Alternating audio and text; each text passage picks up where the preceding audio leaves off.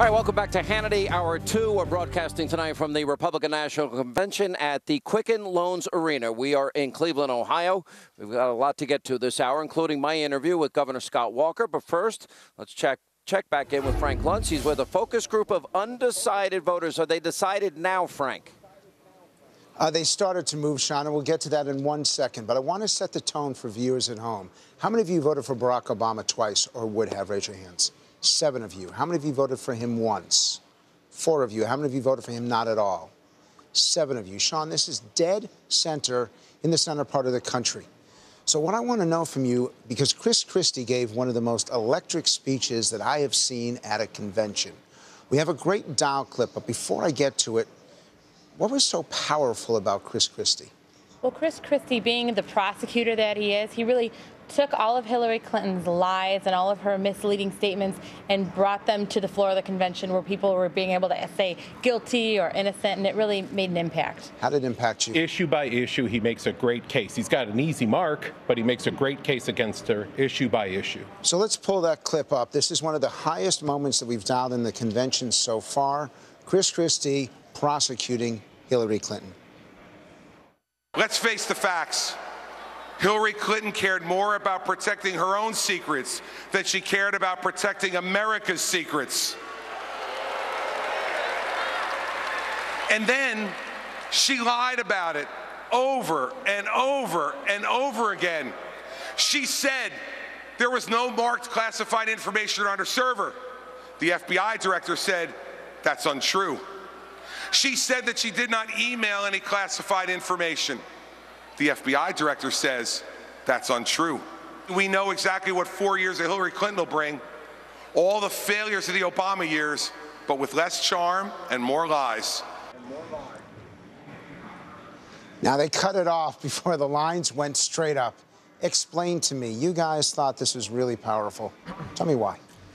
The less charm and more lies was really speaking to me. You know, it's basically going to be the same thing as Barack Obama for 8 years, but an uglier picture of it.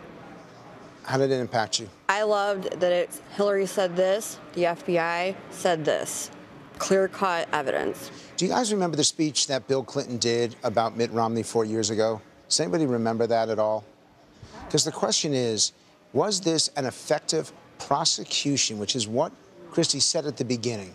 Was it an effective prosecution of the Clinton candidacy? Absolutely, because they used her words and the FBI words. These were facts. These are irrefutable. There's no doubt that they're true. But not everyone liked it here. I want to do. There's a couple of you. I'm getting sick of seeing the just fighting and the prosecution. We're not judges. We're not attorneys. I'm a voter who wants to know facts.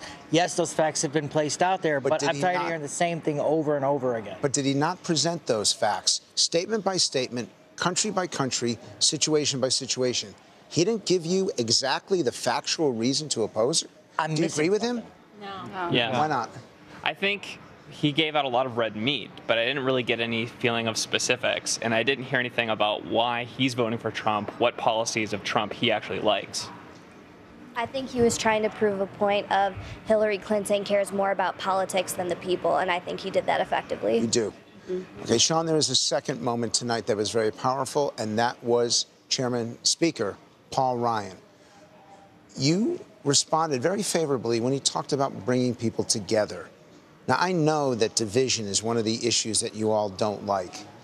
Is this country, are we divided? Yes. Frank, we're absolutely divided. We're split in two between the liberals and the conservatives. A great leader brings the country together, and that's what we don't have, and that's what I'm looking for. I'm looking for leadership to unite the country. Who'd you vote in the primaries? Frank, I voted for Bernie Sanders because he's the real guy and he got to my heart. The country's divided? Yes, I don't. The identity politics, which Paul Ryan actually spoke up with at the beginning of that clip, was very clear. We group everybody. We go voting block, voting block. Then when he turned to the inclusivity, bringing everyone together, that's a message that resonates. Who'd you vote in the primaries? Bernie Sanders. 2 Bernie Sanders people. Because he's real, Frank. You know, he's real. But we're making history here. This is the first time that Bernie Sanders people have something nice to say about Republican Paul Ryan. Isn't that kind of strange? Blue eyes. Blue eyes? Let's take a look at that clip because it's also one of the highest dialed moments of tonight's convention. Everyone is equal. Everyone has a place. No one is written off because there is worth and goodness in every life. Straight from the Declaration of Independence. That is the Republican ideal. And if we won't defend it, who will? I mean, he's talking about Republicans. I want those who voted for Obama twice. Where are those? What was your reaction to Paul Ryan there? We're living in a fantasy world with everybody come together because it's just not going to happen. You have to be realistic.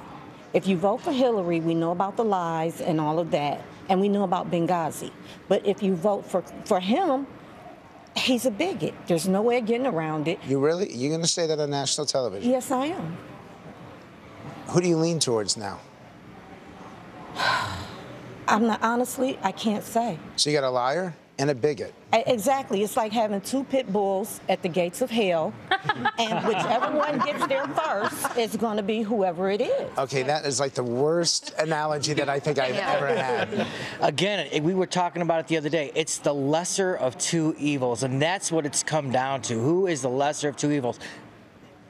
A real leader is someone who's going to be able to bring both sides to the table and find a compromise that we can all live with. What's that? Is that Hillary Clinton? I don't think so. Is that Donald Trump? I don't think so. So what are you going to do? Paul Ryan in 2020. That's what he was doing. He was making the case. They need to bring people together. This is the city of Cleveland. Just a few weeks ago, we put over 1 million people in the streets from all walks of life, got together around a common cause. There's always going to be policy difference. Behave like grown-ups. I think we need the unification that Paul Ryan spoke of. We need a leader that can unify and split the divisions. Is that Donald Trump?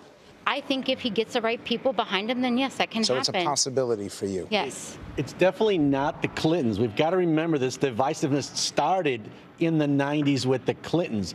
They are institutionally corrupt. And I disagree with that, Frank. I don't think they're institutionally corrupt. You have to remember, in the 90s, the economy was great. They made one mistake, and that was NAFTA. One mistake. People were working. People had jobs, Frank. The economy was excellent. Clinton could cross both aisles. That's not true. They're a syndicate. And they're a syndicate. I would not turn your car on tomorrow. You know, it's interesting, Sean, that as we start to wrap and we start talking about Hillary Clinton, not Trump, but Hillary Clinton, that's when you start to see a little bit of the chaos of the group. The decorum starts to break down. Both of these candidates have very passionate reactions from people. And from our 18, they're still undecided. But when we come back, Sean, we're going to talk about Rudy Giuliani and the powerful impact he had yesterday. And then I'm going to force them to choose. Oh. Wow. Did you hear that? All right. I'm predicting. Well, I won't predict. I have my own mindset.